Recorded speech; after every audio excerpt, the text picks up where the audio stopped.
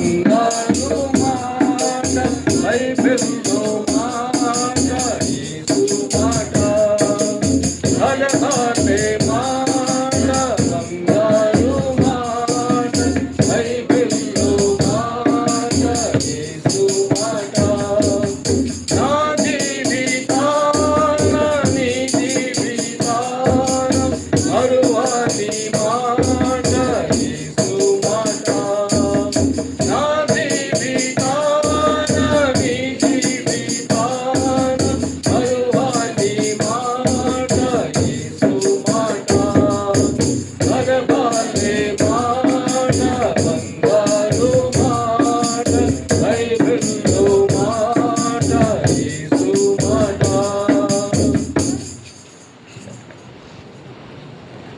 ప్రభు బలలో చేవేసే ముందు నిర్గమాకాండము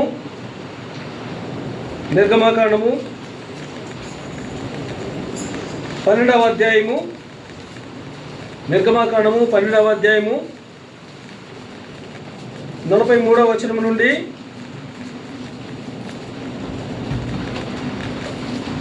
51 వరకు మార్చి మన భాగాలు మనం స్పష్టంగా అర్థం చేసుకుంటూ చదువుకుందాం.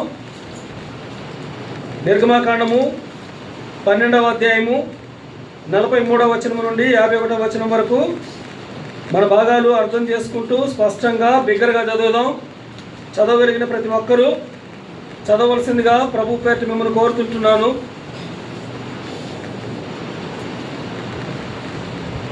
మరియు యెహోవా మోషే అహరోనులతో ఇట్లనెను, ఇది పస్కా పండుగను గుర్చిన కట్టడ, అన్యుడెవడును దాన్ని తినకూడదు, కానీ వెండితో కొనబడిన దాసుడు సున్నతి పొందిన వాడైతే దాన్ని తినవచ్చును, పరదేశీయు కూలికి వచ్చిన దాసుడును దాన్ని తినకూడదు.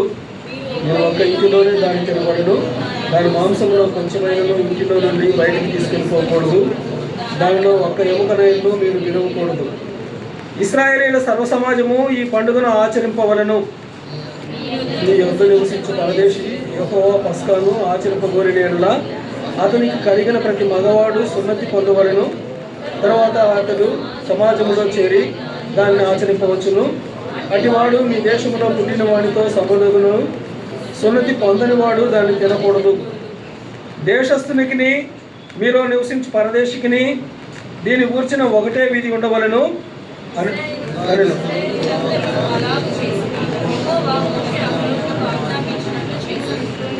యెహోవా ఇశ్రాయేలీయులను వారి వారి సమూహముల చొప్పున ఆనాడే ఐగుప్తు దేశముల నుండి వెలుపలికి రప్పించెను.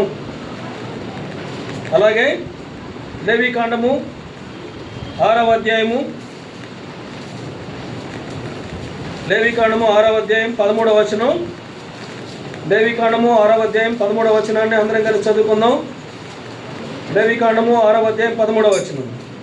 బలిపీఠం మీద అగ్ని నిత్యము మండుచుండవలెను, అది ఆరిపోకూడదు. దేవుని కృప కొరకు చిన్న ప్రార్థన చేసుకుందాం.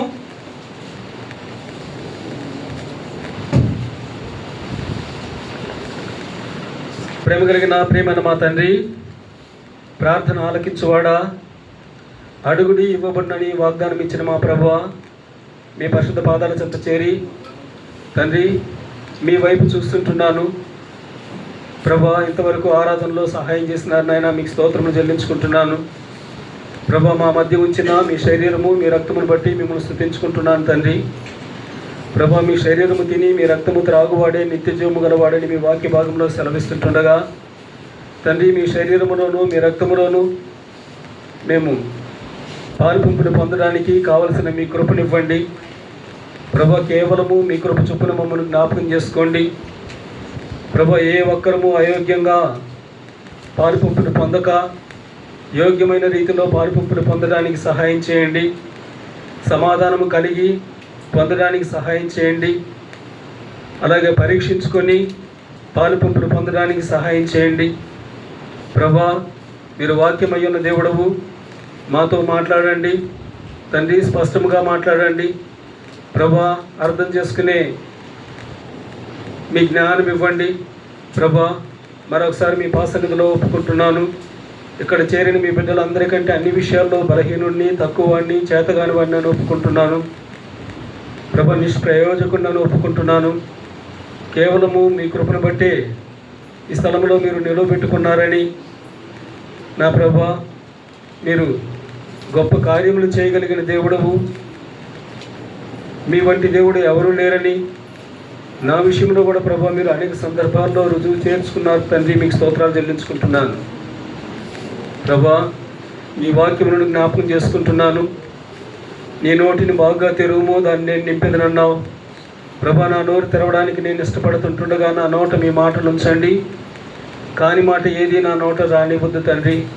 మీ ప్రజలను ఆత్మీయంగా బలపరిచే మాటలు మాత్రమే నా నోట ఉంచండి ప్రభు. వారిని ప్రోత్సాహపరిచి మీ వైపు మళ్లింపచేసే మాటలు నా నోట ఉంచండి ప్రభా.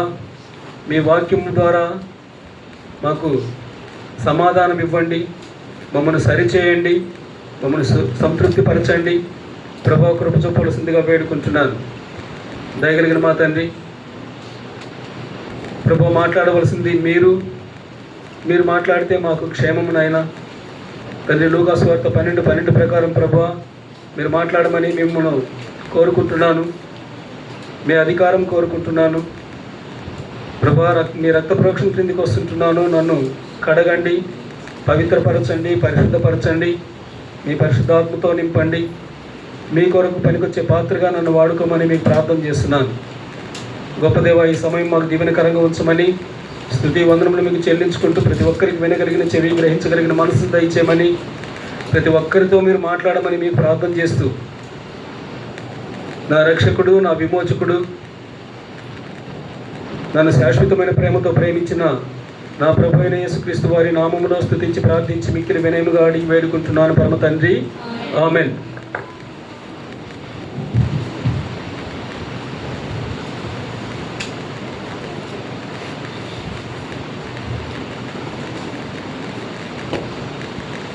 నిర్గమకాండము 12వ అధ్యాయము 43వ వచనంలో నుంచి మనం గమనించినట్లయితే,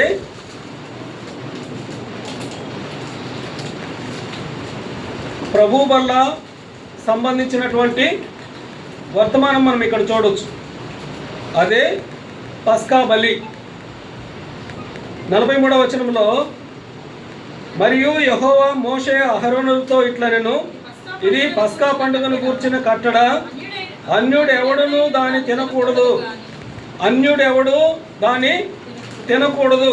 మరి ఎవరు తినాలి? వెండితో కొనబడిన దాసుడు సున్నతి పొందిన వాడైతే దాన్ని తినవచ్చు. వెండితో కొనబడిన దాసుడు, వెండి విమోచనకు గుర్తు. అంటే ఎవరైతే విమోచించబడతారో వారు సున్నతి పొందిన వాడైతే దాన్ని తినవచ్చు. అంటే రక్షించబడాలి, మన పాపములను మనము ఒప్పుకోవాలి, బాప్తిస్మ అనుభవంలో ఉండాలి, దేవునితో సహవాసం చేసే అనుభవంలో ఉండాలి, దేవుని దగ్గర ప్రార్థన చేసుకునే వారిగా ఉండాలి, క్షమాపణ కోరే వారిగా ఉండాలి. అప్పుడు మనం బలలో చేవేస్తే మనకు ఆశీర్వాదము. వెండితో కొనబడిన దాసుడు సున్నతి పొందిన వాడైతే దాన్ని తినవచ్చును. పరదేశీయు కూలికి వచ్చిన దాసుడును దాన్ని తినకూడదు. పరదేశీ కూలికి వచ్చిన వాడు అంటే రక్షణ లేనటువంటి వాడు తినకూడదు. యేసు ప్రభువును అంగీకరించినటువంటి వాడు తినకూడదు. పాపములను ఒప్పుకొని విడిచిపెట్టనటువంటి వాడు తినకూడదు.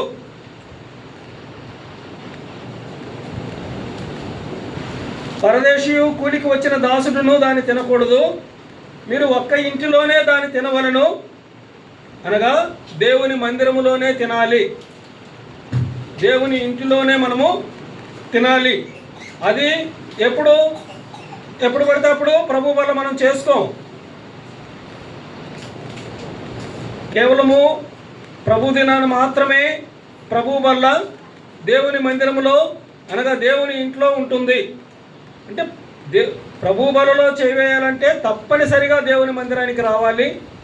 దేవుని మందిరంలో మన సంపూర్ణ భాగాన్ని మనం పొందుకోవాలి. అలా కాకుండా నేను ఇంటి దగ్గర ఉండి తెప్పించుకుంటాను అంటే అది సరైన క్రమం కాదు. అంతేకాకుండా ఎవరు పడితే వాళ్ళు ప్రభు బలలో చేయి వేయకూడదు. ఖచ్చితంగా పరీక్షించుకునే బలలో చేయి వేయాలి. మీరు ఒక్క ఇంటిలోనే దాన్ని తినవలను, దాని మాంసంలో కొంచెమైనను ఇంటిలో నుండి బయటికి తీసుకొని పోకూడదు.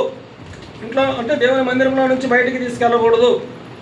మిగిలిన రొట్టె రసము దేవుని పిల్లలకు మాత్రమే మిగిలిన దానిని కూడా తీసుకునే అవకాశము లేకపోతే అధికారం ఉంది.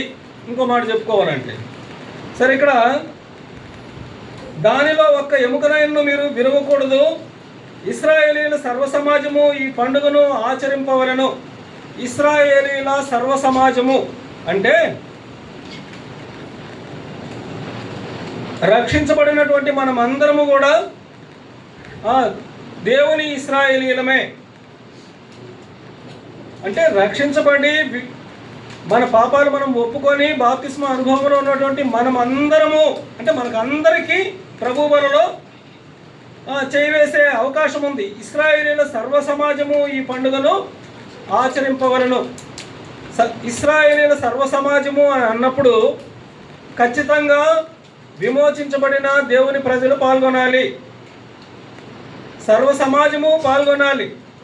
అంటే రక్షించబడిన తర్వాత ఈరోజు నేను పాల్గొనను, వచ్చే వారం పాల్గొంటానంటే అది సరైన క్రమం కాదు. సర్వ సమాజము రక్షించబడిన ప్రతి ఒక్కరూ ప్రభు బలలో పాలుపంపును కలిగి ఉండాలి. నీ వద్ద నివసించు పరదేశి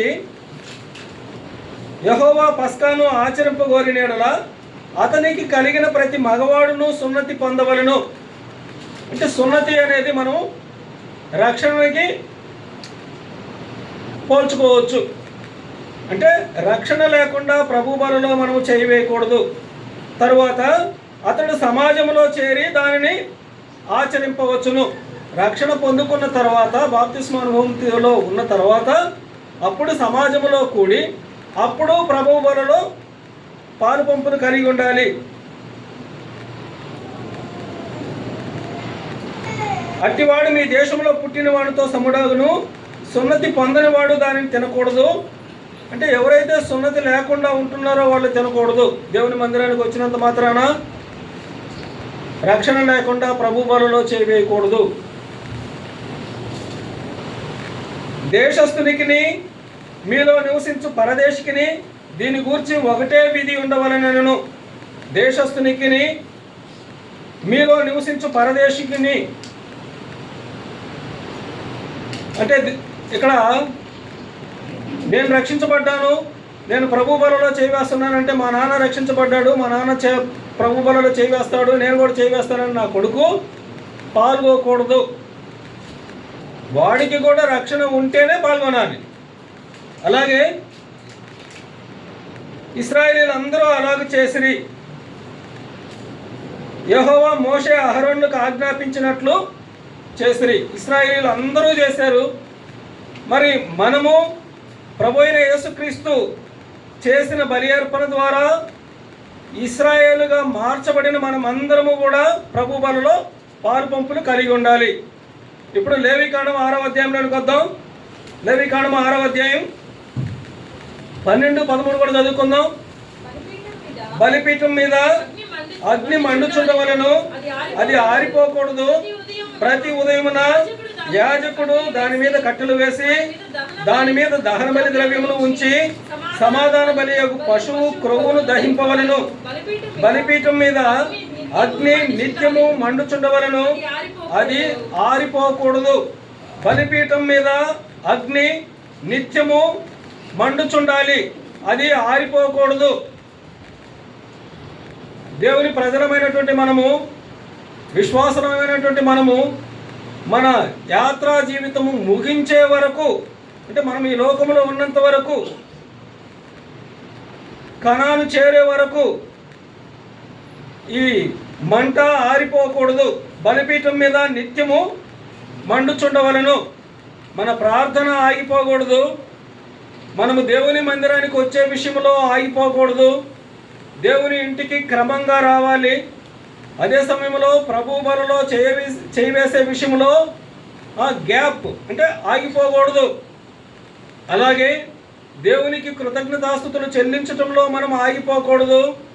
దేవుని వాక్యమును ధ్యానించటంలో మనం ఆగిపోకూడదు. దేవునికి నమ్మకంగా ఉండాలి. ఇది వాక్య భాగం యొక్క బలిపీఠం మీద అగ్ని నిత్యము మండుచుండవలను, అది ఆరిపోకూడదు. ఈ మాట అన్నప్పుడు ఒక సందర్భాన్ని మీకు గుర్తు చేస్తాను. అవి 1941వ సంవత్సరం దినాలు. జూలై నుంచి దాదాపు 3 నెలలు మద్రాసు నగరంలో దైవజనుడు భగత్ సింగ్ గారు గొప్ప పరిచర్య చేశారు. గొప్ప పరిచర్య చేసి అనేకులను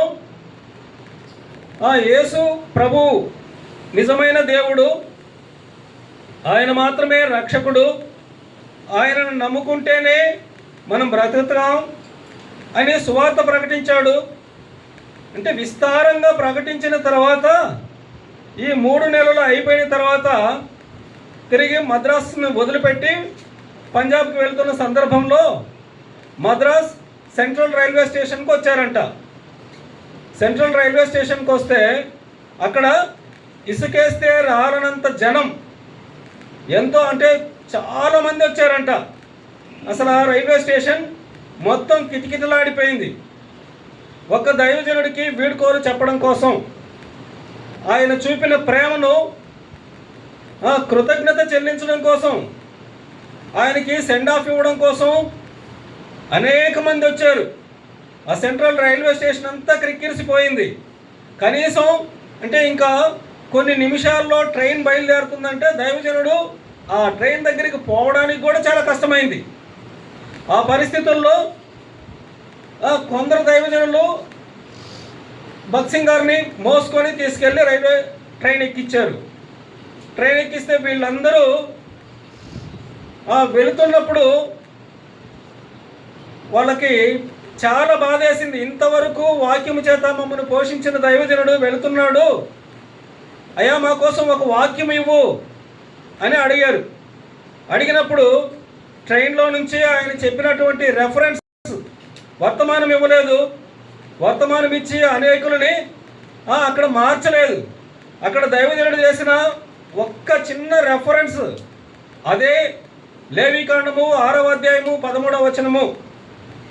ఈ వాక్య భాగాన్ని మీరు ధ్యానించమని చెప్పి వెళ్ళిపోయారు. అంటే అంత గొప్ప ఆ వాక్యానికి అంత ప్రాధాన్యత ఉంది.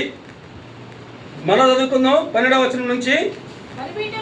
బలిపీఠం మీద అగ్ని మండుచుండవలను, అది ఆరిపోకూడదు.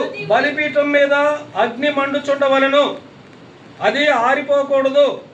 ఆరిపోతే మనం ఏమైపోతాము? బలిపీఠం మీద అగ్ని ఆరిపోకూడదు. ఆ అగ్ని ఆరిపోతే మనము నష్టపోతాము, దేవునితో సహవాసాన్ని కోల్పోతాము. బలిపీఠం మీద అగ్ని మండుచుండవలను, అది ఆరిపోకూడదు. ఆరిపోకుండా ఉండాలంటే ఏం చేయాలంటే ప్రతి ఉదయమున యాజకుడు దాని మీద కట్టెలు వేసి, ఆ బలిపీఠం మీద యాజకుడు ఏం చేయాలి? కట్టెలు వేసి దాని మీద దహన బలి ద్రవ్యమును ఉంచి సమాధాన బలియగు పశువు క్రొవ్వును దహింపవలను. ఒకసారి సామెతల గ్రంథం 26వ అధ్యాయం 20వ వచనం చదువు. సామెతల గ్రంథము 26:20.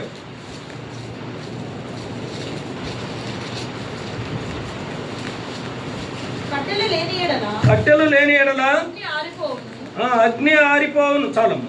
కట్టెలు లేని ఎడల అగ్ని, కట్టెలు లేకపోతే ఆ పొయ్యి ఏమైపోద్ది?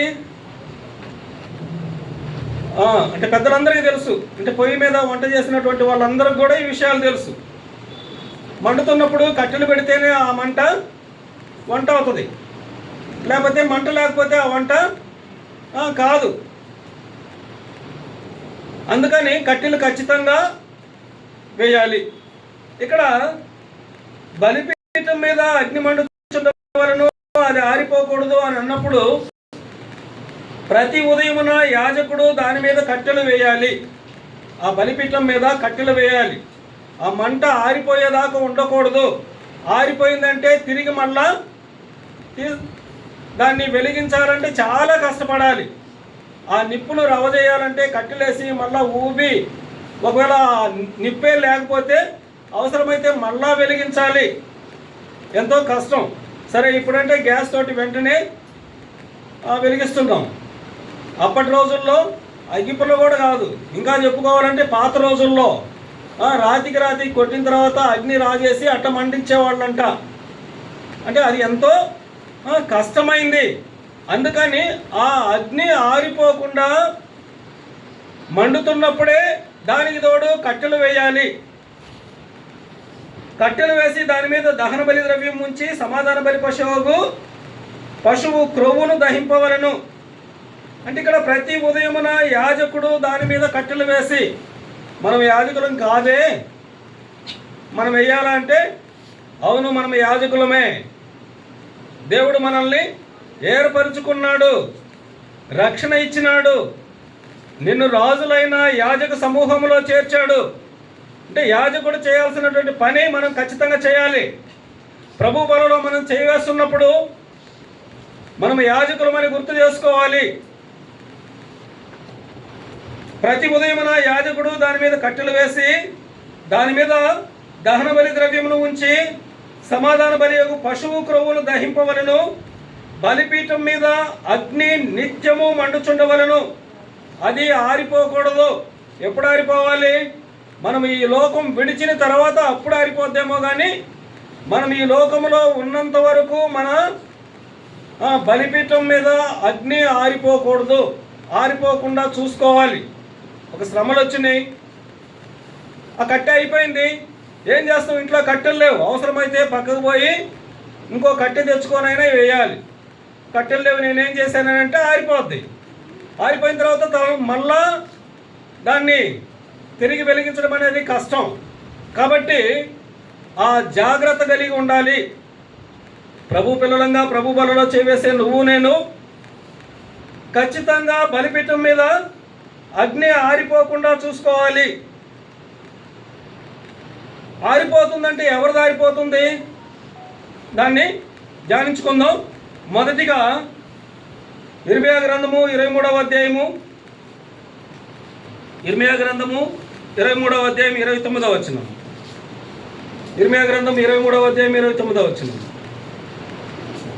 నా మాట అగ్ని వంటిది కాదా, బండను బద్దలు చేయు సుత్తి వంటిది కాదా? దేవుని మాట అగ్ని. ఆయన దహించు అగ్ని అయినటువంటి దేవుడు. మన దేవుడు దహించు అగ్ని అని దేవుని వాక్యంలో ఉంది. అంటే మన దేవుడు అగ్ని అయినటువంటి దేవుడు. ఈ సందర్భాలని కొన్ని సందర్భాలు గుర్తు చేసుకుందాం, మనకు బాగా తెలిసినవే. రండి, నిర్గమాకాండము 3వ అధ్యాయము, నిర్గమాకాండము 3వ అధ్యాయం మొదటి నుంచి చదువుదాం. మోషే మిద్యాను యాజకుడైన ఇత్రోను తన మామ మందను మేపుచు ఆ మందను అరణ్యము అవతలకు తోలుకొని దేవుని పర్వతమైన హోరేబునకు వచ్చును. ఒక పొద నడిమిని అగ్ని జ్వాలలలో యెహోవా దూత అతనికి ప్రత్యక్షమాయెను. ఒక పొద నడిమిని అగ్ని జ్వాలలలో యెహోవా దూత అతనికి ప్రత్యక్షమాయెను. దేవుని దూత ప్రత్యక్షమయ్యాడు. అక్కడ ఎలా ప్రత్యక్షమయ్యాడు? అగ్నిగా ప్రత్యక్షమయ్యాడు. అగ్ని జ్వాలలలో యెహోవా దూత అతనికి ప్రత్యక్షమయ్యాడు. అతడు చూచినప్పుడు అగ్ని వలన ఆ పొద మండుచుండెను. అగ్ని వలన ఆ పొద మండుచుండెను. మండుతున్నప్పుడు అది ఏమైపోవాలి? మొత్తం కాలిపోవాలి. కానీ అక్కడ ఏం జరుగుతుంది? కాలిపోలేదు. చదవమ్మా. కానీ పొద కాలిపోలేదు. అప్పుడు మోషే ఆ పొద ఎలా వెళ్ళి, ఇక్కడ గొప్ప వింతే. మరి కాలుతున్నప్పుడు మండుతున్నప్పుడు అది కాలిపోవాలి, కానీ కాలిపోవటం లేదు. మంటేమో మండుతుంది. ఏంటి అద్భుతము అని చూడాలని మోషే అనుకున్నాడు. ఆ చూడాలనుకున్నటువంటి ఆ అగ్ని జ్వాలలలో నుంచి వచ్చిన దేవుని దూత అనగా అంటే ఆయన దహించు అగ్ని అన్న దేవుడు. ఈ సందర్భంలో మోషేకి బయలుపరుచుకున్నప్పుడు ఆ రీతిగా కనపడ్డాడు. అలాగే న్యాయాధిపతులు గ్రంథము మానోహకి కనపడిన సందర్భాన్ని గుర్తు చేసుకుందాం. న్యాయాధిపతులు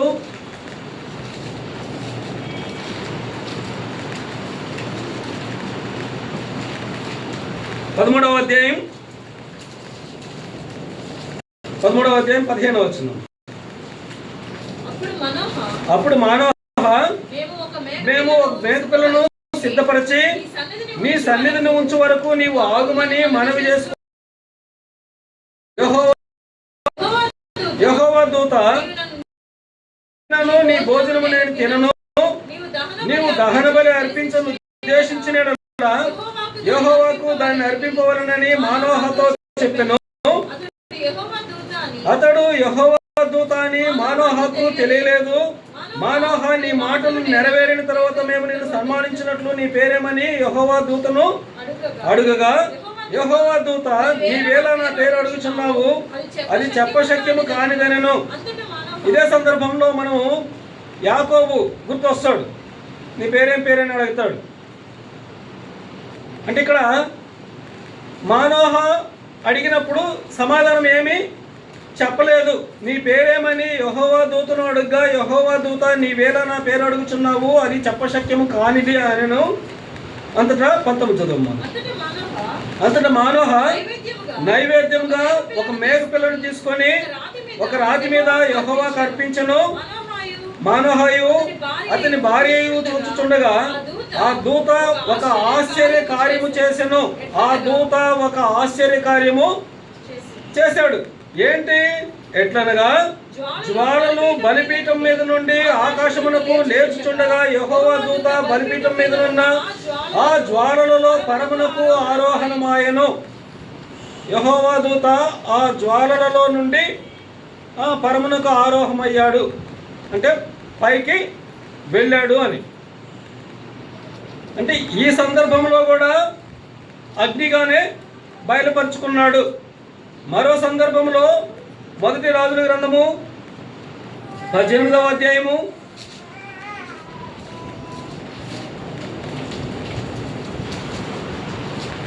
18వ అధ్యాయము 38వ వచనం.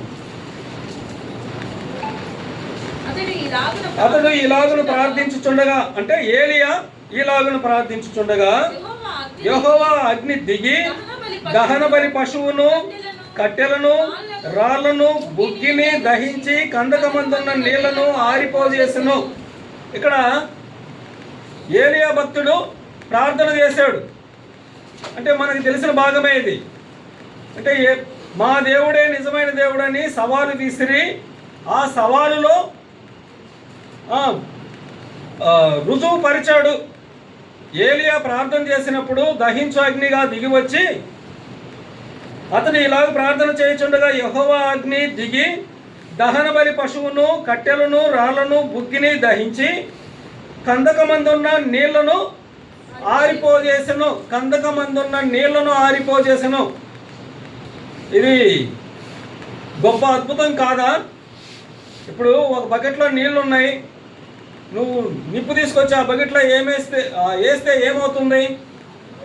నిప్పు ఆరిపోతుంది. కానీ ఇక్కడ ఏం జరిగింది?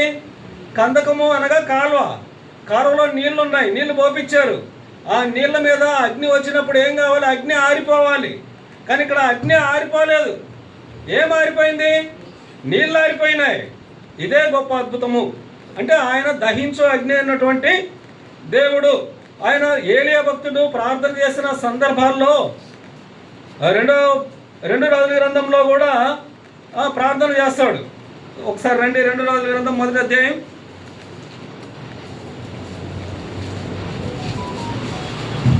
2 రాజుల గ్రంథము 1వ అధ్యాయం తర్వాత మీరు చదువుకోండి, అక్కడక్కడ చదువుతాను. 7వ వచనం. మిమ్మల్ని ఎదుర్కొని వచ్చి ఈ మాట చెప్పిన వాడు ఎలాంటి వాడని రాజు అడిగను. అందుకు వారు, అతడు గొంగలి ధరించుకొని నడుమునకు తోలు తట్టి కట్టుకుని వాడని ప్రత్యుత్తరమేగా, ఆ మనుషుడు తిష్బీడైన ఏలియా అని అతను చెప్పెను. ఇప్పుడు 9 నుంచి చదవమ్మా.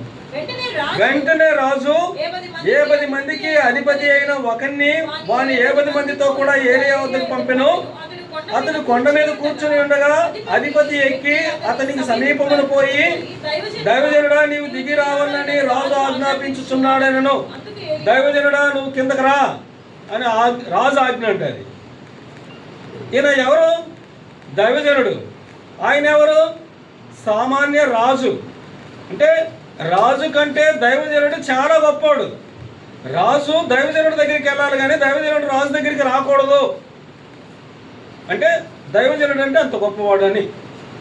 ఇప్పుడు ఈ రాజు ఆ రాజు కింద పనిచేసే వాళ్ళని పంపిస్తే, అయ్యా మీరు మా రాజు రమ్మంటున్నాడు, మీకు ఆజ్ఞాపించాడు, నువ్వు రా అని అంటున్నాడు. అంటే అక్కడ ఏం చేశాడు? 10వ వచనం చదువు. అందుకు ఏలియా, నేను దైవజనుడినైతే అగ్ని ఆకాశము నుండి దిగి వచ్చి నిన్ను మందిని దహించును గాక అని ఆ 10 మందికి అధిపతి అయిన వాడితో చెప్పగా, అగ్ని ఆకాశము నుండి దిగి వాని 10 మందిని దహించను. ఇదే మాట మళ్ళా ఇంకో 3 సార్లు కూడా ఉంది. మళ్ళా ఇంకోని పంపిస్తారు ఆయనతో పాటు ఇంకో 50 మందిని. అప్పుడు కూడా ఏలియా ప్రార్థన చేసినప్పుడు దహించు అగ్ని దిగి వచ్చి వాళ్ళందరినీ చంపేశాడు. మళ్ళా సందర్భంలో మళ్ళా అయితే ఇక్కడ వచ్చినటువంటి 13వ వచనంలో ఇంకను రాజు 10 మందిని, అంటే మళ్ళా అంటే ఇప్పుడు నేను ఒకటి స్కిప్ చేశాను, అంటే 3వ సందర్భాన్ని గుర్తు చేస్తున్నాను. మళ్ళా ఇంకో 50 మందిని పంపించారు. ఆ 50 మంది చనిపోయారు. మళ్ళా ఇంకో 50 మందిని పంపించారు 3వ సందర్భంలో. వారి 10 మంది కూడా పంపగా 10 మంది మీద అధిపతి అయిన 3వ వాడు వచ్చి ఏలియా ఎదుట మోకాల్లోని, ఇప్పుడు ఇంతకుముందు వచ్చినటువంటి వాళ్ళు ఏం చేశారు? నిన్ను మా రాజు పిలుస్తున్నాడు, నువ్వు రా అని ఆజ్ఞాపించారు. అంటే ఆ మానవుల ఆజ్ఞను దైవజనులు లెక్క పెట్టరు. ఇక్కడ జరిగిన 2 సందర్భాల్లో దాదాపు 102 చనిపోయారు. 50+1, 50+1. రెండో సందర్భంలో కూడా 50+1, అంటే 102 మంది చనిపోయారు. మళ్ళా 3వ సందర్భంలో 50+1 వచ్చారు. అయితే ఆ ఒక ఆయన వచ్చిన ఆయన ఏం చేశాడు? ఏలియా ఎదుట మోకాల్లోని, దైవజనుడా దయచేసి నా ప్రాణమును నీ దాసురైన ఈ 10 మంది ప్రాణములను నీ దృష్టికి ప్రియమైనవిగా ఉండనిమ్ము. అంటే బ్రతిమాలుకుంటున్నాడు. బ్రతిమాలినప్పుడు చిత్తగించుము, ఆకాశము నుండి అగ్ని దిగి వెనుకటి పంచదశాధిపతులను ఇద్దరిని వాని 10 మందితోనూ కూడా దహించను. అయితే నా ప్రాణము నీ దృష్టికి ప్రియమైనదిగా ఉండనిమ్మని మనవి చేయగా యెహోవా దూత అతనికి భయపడమని ఏలియా సెలవిచ్చెను. అంటే ఇక్కడ ఏలియా చేసిందంటే దేవుడు ఏం చేస్తాడు? దిగి వస్తాడు. ఈ యెహోవాయే దేవుడని రుజువుపరచాల్సిన సందర్భంలో ప్రార్థన చేసినప్పుడు ఆయన వచ్చాడు. ఈ రాజు పంపించిన 2 విషయంలో కూడా ఆ అగ్ని దిగి వచ్చింది. దిగి వచ్చి వారిని చంపివేసినట్లుగా మనం చూస్తున్నాం. అంటే మన దేవుడు దహించు అగ్ని అయినటువంటి దేవుడు. ఆ దహించు అగ్ని అయినటువంటి దేవుడు మన దేవుడు కాబట్టి మనము ఆయన గొప్పతనాన్ని మనము గుర్తించాలి. అదే సమయంలో ఆయన మీద మనం ఆధారపడాలి. ఇర్మియా గ్రంథం 23:29 మనం ఒకసారి చదువుమా.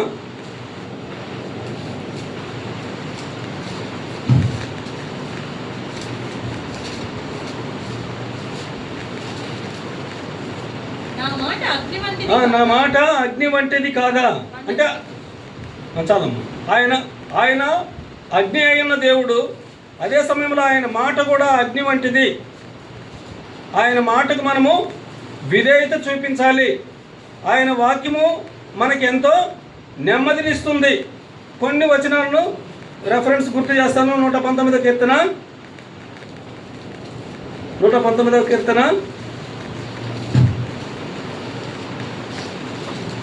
వచనం. యవనస్తులు దేని చేత తమ నడత శుద్ధిపరచుకొందురు? నీ వాక్యమును బట్టి దాన్ని జాగ్రత్తగా చూసుకున్న చేతనే కదా. వాక్యమును జాగ్రత్తగా చూసుకుంటే యవనస్తులు వాళ్ళ నడత బాగుంటుంది. యవనస్తుల నడత బాగుండాలంటే ఏం కావాలి? వాక్యాన్ని చదువుకోవాలి, ధ్యానించుకోవాలి. ఆ పైన 6వ వచనం చదువుమా. నీ ఆజ్ఞలన్నిటినీ నేను లక్ష్యము చేయనప్పుడు నాకు అవమానము కలుగనేరదు. దేవుని వాక్యం చదివితే మనకేం లాభం అంట? అవమానము కలుగదు. మన అవమానాన్ని ఆయన కొట్టివేశాడు. అంటే దేవుని వాక్యాన్ని మనం చదివినప్పుడు మనకు అవమానం కలగదు. ఇంకా అలాగే 11వ వచనం చదువుమా. నీ ఎదుట నేను పాపము చేయకుండానట్లు నా హృదయంలో నీ వాక్యము ఉంచుకొని ఉన్నాను. పాపము చేయకుండా మనం ఉండాలంటే ఏం కావాలి? వాక్యాన్ని చదవాలి. వాక్యం మనతో ఉండాలి. అంటే వాక్యం మనతో ఉండాలంటే దాని అర్థం ఏమని? వాక్యం అంటే ఎవరు? దేవుడే. అంటే వాక్యము అనగా దేవుడు. ఆ దేవుడు మనతో ఉన్నప్పుడు మనం పాపం చేయం. మన నడత బాగుంటుంది, మనకు అవమానం కలగదు.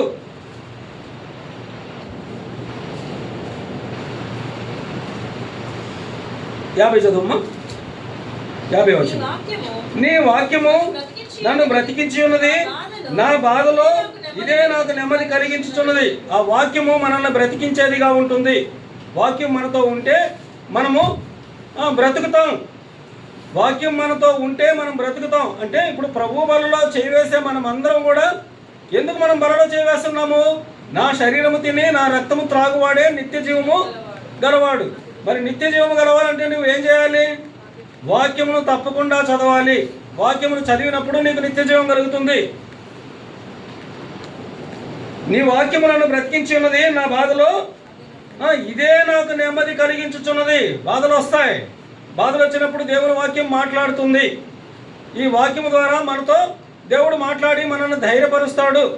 అందుకని వాక్యం చదవాలి. వాక్యం ద్వారా మనకి అంటే ఎప్పుడు చదవాలి? భయం వచ్చినప్పుడని కాదు. మన బలిపీఠం మీద అగ్ని ఆరిపోకూడదు అని అన్నప్పుడు అది కంటిన్యూస్ ప్రాసెస్, అంటే నిత్యము జరుగుతూ ఉండాలి. అలా కాకుండా ఏదో ఆదివారం రోజు చదువుదాం, ఆదివారం రోజే ఆదివారం క్రైస్తవులంగా ఉండకూడదు. ఆదివారం రోజు కట్టెలేస్తే చాలే, మిగతా వారం అంతా అదే మండతా ఉంటుందంటే మండకపోవచ్చు. ఆదివారం రాత్రికే అది ఆరిపోవచ్చు. అంటే బలిపీఠం మీద నిత్యము అగ్ని మండాలి అంటే వాక్యం ఉండాలి.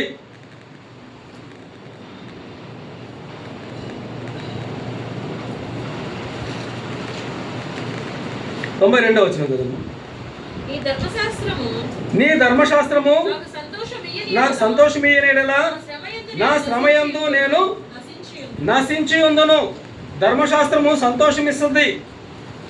అంటే శ్రమలు వచ్చినప్పుడు నశించిపోతారు వాక్యం లేకపోతే. శ్రమ వచ్చినప్పుడు మనము వాక్యం మీద ఆధారపడాలి. వాక్యాన్ని ప్రేమించాలి. వాక్యాన్ని మనం ప్రేమించినప్పుడు అంటే వాక్యాన్ని మనము చదువుకున్నప్పుడు, ధ్యానించినప్పుడు, విన్నప్పుడు మనకు మేలు కలుగుతుంది. ఇంకో మాట ఏముంది అక్కడ? నీ వాక్యము నా పాదములకు దీపము, నా త్రోవకు వెలుగు. అంటే దీపముగా ఉంటుంది వాక్యం. అంటే మన మార్గములలో మనకు ముందుగా, ఎందుకంటే ఆయన సెలవిచ్చాడు, నేనే వెలుగును అని. వెలుగై ఉన్నటువంటి దేవుడు. ఇంకా ఎక్కువగా చెప్పడం లేదు కానీ ఇంకొక మాట చూపిస్తాను. 2 పేతురు పత్రిక 1వ అధ్యాయం 19వ వచనం.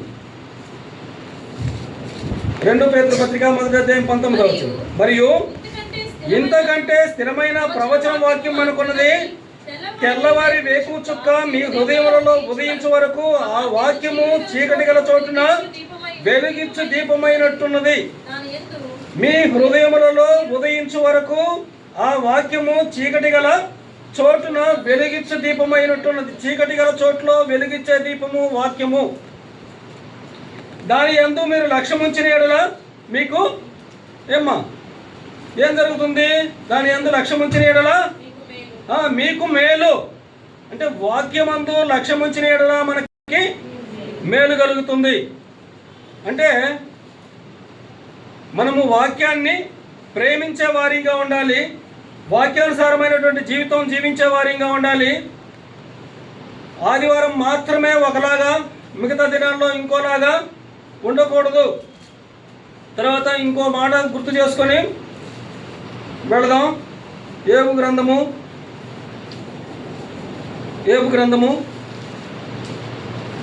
18వ అధ్యాయము. ఈ మాట సొలొమోను కూడా మన రాసి ఉన్నాడు అక్కడ. ఏబు గ్రంథం 18:5. భక్తిహీనుల దీపము ఆర్పివేయబడును. చాలమ్మా, సరే చదువు. వారి అగ్ని జ్వాలలు ప్రకాశింపకపోవును. బలిపీఠం మీద నిత్యము అగ్ని మండుచుండవలను. మరి ఇప్పుడు బలిపీఠం మీద ఏమైంది? అగ్ని ఆరిపోయింది. ఎందుకు ఆరిపోయింది? అంటే భక్తిహీనత వల్ల ఆరిపోయింది. భక్తిహీనుల దీపము ఆర్పివేయబడును. అంటే భక్తి లేకపోతే ఏమైపోతుంది? మనం దేవుని సన్నిధిలో కూర్చోలేం, దేవుని సన్నిధిలో ప్రార్థన చేసుకోలేం.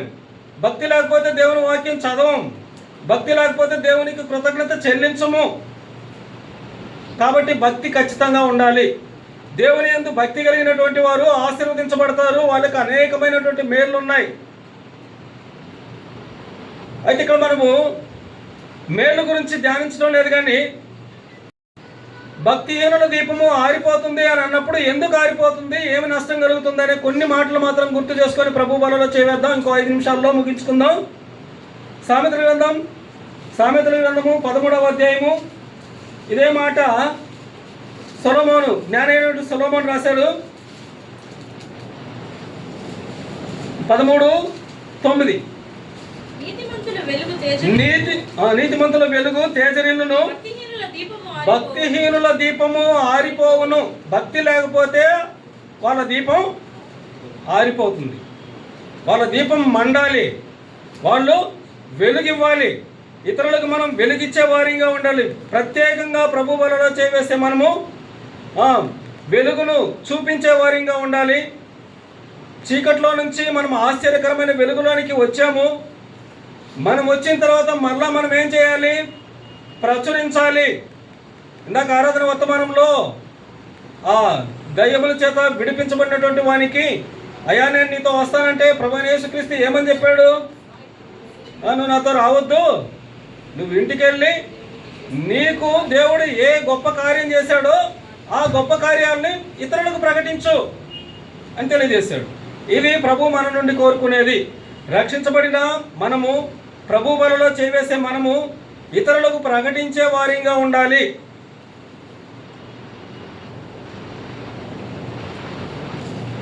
ఇక్కడ కొన్ని రెఫరెన్స్ గుర్తు చేస్తాను. అక్కడక్కడ అంటే దాదాపు 10వ వచనంలో నుంచి ఉన్నాయి, చాలా ఉన్నాయి. కానీ అవన్నీ మీరు ఇంటికి పోయిన తర్వాత 10వ అధ్యాయం, సామెతల గ్రంథము 10వ అధ్యాయం నుంచి మీరు చదివితే భక్తిహీనులకు కలిగే నష్టాలేమో అక్కడ ఉన్నాయి. కానీ ఆ నష్టాలన్నీ నేను మీకు గుర్తు చేయటం లేదు. కొన్ని అక్కడక్కడ వచనాలు మాత్రమే గుర్తు. 10వ అధ్యాయం 3వ వచనంలో 2వ లైన్, భక్తిహీనుని ఆశ భంగము చేయును. అయితే ఆ పై వచనం ఏముందమ్మా చదువు. యెహోవా నీతిమంతుని ఆకలి కొననీయుడు. అంటే నీతిమంతుడు అంటే ఎవరు నీతిమంతుడు? దేవుని యందు భయభక్తి కలిగిన వాడు నీతిమంతుడు. నీతిమంతుని ఆకలి కొననీయుడు, కానీ భక్తిహీనునికి ఆశ భంగము చేయును. తర్వాత 16వ వచనం, ఇవి చదువులేమ్మా. భక్తిహీనునికి కలుగు వచ్చుబడి పాపము పుట్టించును. భక్తిహీనుడికి వచ్చే రాబడి వల్ల పాపము కూర్చుకుంటాడు. పాపము కూర్చుకుంటే ఏమవుతుంది? పాపం వల్ల వచ్చు జీతము మరణమవుతుంది. 20వ వచనం చదవమ్మా. భక్తిహీనుల ఆలోచన పనికి మాలినది. తర్వాత 24, భక్తిహీనుడు దేనికి భయపడునో అదే వాని మీదకి వచ్చును. మనము భయపడాల్సిన అవసరం లేదు. దేవుని యందు భయభక్తులు కలిగిన వారు భయపడాల్సిన అవసరం లేదు. ఎందుకంటే మన భయాన్ని ఆయన దేవుని గ్రంథంలో దైవజనులు చెప్పినట్లుగా భయపడకము అనే మాట 365 సార్లు కంటే ఇంకా ఎక్కువ ఉందంట. అంటే అన్ని సార్లు, అంటే సంవత్సరం పొడుగున దేవుడు మనల్ని ధైర్యపరిచేవాడుగా ఉంటున్నాడు. మనం భయపడాల్సిన అవసరం లేదు. అయితే భక్తిహీనులు భయపడతారు. భక్తిహీనులు భయపడినప్పుడు వాళ్ళు ఏదైతే దేనికి భయపడ్డారో అది వాళ్ళ మీదకి వచ్చును. తర్వాత 27 చదవమ్మా. భక్తిహీనుల ఆయుష్ తక్కువైపోవును. దీని గురించి వివరించాలంటే చాలా చెప్పుకోవచ్చు. భక్తిహీనుల ఆయుష్ ఎందుకు తగ్గిపోద్ది? భక్తిహీనులు ఎలా ఉంటారు? కట్టు లేక వాళ్ళ ఇష్టానుసారంగా జీవిస్తారు. మరి ఇష్టానుసారంగా జీవించినప్పుడు వాళ్ళ ఆయుష్ ఏమవుతుంది? అవును, ఇప్పుడు చిన్న ఎగ్జాంపుల్ గుర్తు చేస్తాను. ఒకడు భక్తిహీనుడు ఉన్నాడు. వాడికి దేవుడు అంటే భయం లేదు, జనాలంటే అంటే మనుషులంటే సమాజం అంటే భయం లేదు. తాగి విచ్చలవిడిగా తిరుగుతున్నాడు, బండి వేసుకొని పోతున్నాడు, యాక్సిడెంట్ జరిగింది. ఏమైంది? వాడి ఆయుష్ చనిపోతాడు. అంటే భక్తిహీనుల ఆయుష్ తగ్గిపోతుంది, తక్కువైపోవును. ఇంకా భక్తిహీనుల ఆశ భంగమైపోవును. తర్వాత భక్తిహీనుల నోట మూర్ఖపు మాటలు వచ్చును. మూర్ఖపు మాటలు మనం మాట్లాడకూడదు. మనం ఎవరమే? ప్రభు వలలో చేయవేసే వారిని, దేవుని ప్రజలము, దేవుని కుమారులము. ఆ మాట ఫిలిప్పీలకు రాసిన పత్రిక 2వ అధ్యాయం 14వ వచనంలో మాట ఉంది. అంటే మనము మూర్ఖమైన వక్రజనము మధ్య మనం ఉన్నామనే మాట మనం అక్కడ చూడొచ్చు. ఫిలిప్పీలకు రాసిన పత్రిక 2వ అధ్యాయం 14వ వచనంలో. అంటే మూర్ఖమైన వక్రజనము అంటే మంచోళ్ళు కాదు అని. ఎవరు మంచోళ్ళు కాదు? భక్తిహీనులు మంచోళ్ళు కాదు అని. భక్తిహీనుల నోట మూర్ఖపు మాటలు వచ్చును. భక్తిహీనుడు తన భక్తిహీనత చేతనే పడిపోవును. రాత్రి ఈ భాగాన్ని నేను ధ్యానించుకుంటా ఉన్నప్పుడు నాకు అంటే ఇవన్నీ గుర్తుపెట్టుకోవడం కష్టం కాబట్టి ఆ భక్తిహీనుడు అంటే ఇప్పుడు ఒక మన కాన్వికేషన్లో ఒక అన్న చెప్పాడు, అదే అబ్రహం అని వస్తుంది, ఎంఆర్ఎఫ్ అబ్రహం అని ఉంటుంది అన్నని. అంటే ఆయన చెప్పారనమాట, బైబిల్ చదువుతున్నప్పుడు రెడ్ పెన్తో కొన్ని అండర్లైన్ చేసుకోవాలి, పచ్చ పెన్తో కొన్ని అండర్లైన్ చేసుకోవాలి, బ్లూ పెన్తో అండర్లైన్ చేసుకోవాలి. అవకాశం ఉంటే అంటే ఆయన చెప్పిన మాటలే మీకు గుర్తు చేస్తున్నాను. 4 రకాల పెన్నులు ఉంటే 4 రకాల పెన్నుల్లో వాటిని మీరు గుర్తు చేసుకోండి. రెడ్ పెన్నుతో అండర్లైన్ చేసినవి చాలా అవి అపాయకరమైనవి, వాటి జోలికి మనం చాలా జాగ్రత్తగా ఉండాలని గుర్తు చేస్తూ వచ్చారు. వాగ్దానాలని పచ్చ పెన్నుతో గుర్తు చేసుకోండి, మీకు ఆదరింపు కలుగుతుంది అని. అంటే అలా నేను రాత్రి ఈ భాగాన్ని గుర్తు ధ్యానించుకుంటున్నప్పుడు ఈ మాటలు అన్నీ చాలా ఉన్నాయి. అందుకే మీకు చెప్పింది. తర్వాత ఇంటికి పోయిన తర్వాత 10వ అధ్యాయం నుంచి 13వ వచనం ఇంకా 13వ అధ్యాయం ఇంకా అనేక అధ్యాయాలు ఉన్నాయి. కానీ అవన్నీ మనము గుర్తు చేసుకోవడానికి కాదు. మీరు ఇంటికి పోయిన తర్వాత సామెతల గ్రంథం చదవలసిందిగా ప్రభు పేట మిమ్మల్ని కోరుతుంటున్నాను. సమయం అయిపోవచ్చింది. ఇంకొక 2-3 చూపిస్తాను. 15వ అధ్యాయం 29 ఇంకా చాలా ఉన్నాయి. మీరు ఇంటికి పోయిన తర్వాత చూసుకోండి. ఇప్పుడు 15వ అధ్యాయం 29. భక్తిహీనులకు యెహోవా దూరస్తుడు. భక్తిహీనులకి ఎవరు దూరస్తుడు? దేవుడు దూరంగా ఉంటాడు భక్తిహీనులకి. కాబట్టి మనం భక్తిహీనులంగా ఉండకూడదు. దేవుడు మనకు దగ్గరగా ఉండాలంటే ఏం చేయాలి? మరి భక్తి కలిగి జీవించాలి.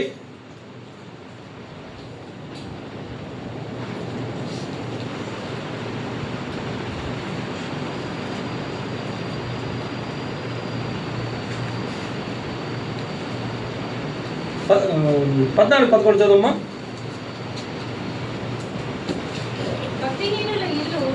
భక్తిహీనుల ఇల్లు నిర్మూలమగును.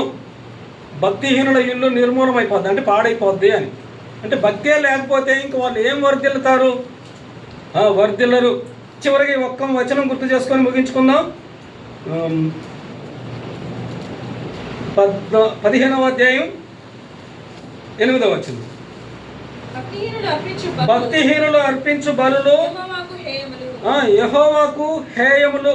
అంటే దేవునికి ఇష్టము లేవు అని. అంటే భక్తి లేకుండా దేవునికి బలులు అర్పిస్తే ఆ బలి దేవుడు సంతోషించడు. ఏదో నామమాత్రపు బలి అర్పించకూడదు. సౌలు అర్పించాడు బలి, దేవుడు సంతోషించాడా? అంటే దేవుడు సౌలుతో చెప్పిన బలి అర్పించకుండా ఆయనకి ఇష్టమైన బలి అర్పించాడు. అందువల్ల ఆ బలి వల్ల దేవుడు సంతోషించలేదు. అంటే భక్తిహీనత కలిగి బలి అర్పిస్తే నేను దేవునికి బలి అర్పించినానని నేను చెప్పుకుంటానేమో కానీ ఆ బలి దేవునికి ఇష్టమైనది కాదు. ప్రభు బలిలో చేవేసే నువ్వు నేను మనం గమనించాల్సినటువంటి విషయము, దహన బలిపీఠం మీద నిత్యము అగ్ని మండుచుండాలి. అగ్ని మండాలంటే ఏం చేయాలి? వాక్యాన్ని ధ్యానించుకోవాలి. మన యాత్రా జీవితం ఈ లోకంలో ఉన్నంత వరకు దేవునికి నమ్మకంగా ఉండాలి. ప్రార్థనలో మనం ఆగిపోకూడదు. దేవుడు చేసిన ప్రతి దానికి ఇదే దేవుని చిత్తం. కృతజ్ఞత చెల్లించడమే దేవుని చిత్తం. దేవుని చిత్తాన్ని నెరవేర్చే వారిగా ఉండాలి. ఆ విధంగా ఉండకపోతే దీపం ఆరిపోద్ది. ఎప్పుడు దీపం ఆరిపోద్ది? భక్తిహీనత ఉంటే దీపం ఆరిపోద్ది. భక్తిహీనత ఉంటే ఏమి నష్టాలో కొన్ని మాత్రమే గుర్తు చేశాను. తర్వాత మీరు ఇంటికి పోయిన తర్వాత 10వ అధ్యాయం నుంచి 15వ అధ్యాయం దాకా ఇంకా అవసరమైతే ఇంకా ఎక్కువ ఉంటాయి. నేను రాత్రి కొంతే చదివింది. మీరు చదివితే ఇంకా నాకు కనబడిన వాటన్నిటికంటే ఎక్కువగా మీరు చూడవచ్చు. కాబట్టి మన దీపము ఆరిపోకూడదు. మన దీపము నిత్యము మండుచుండాలి. అప్పుడు దేవునికి మహిమ. దేవుడి మాటలు దీవించుగాక.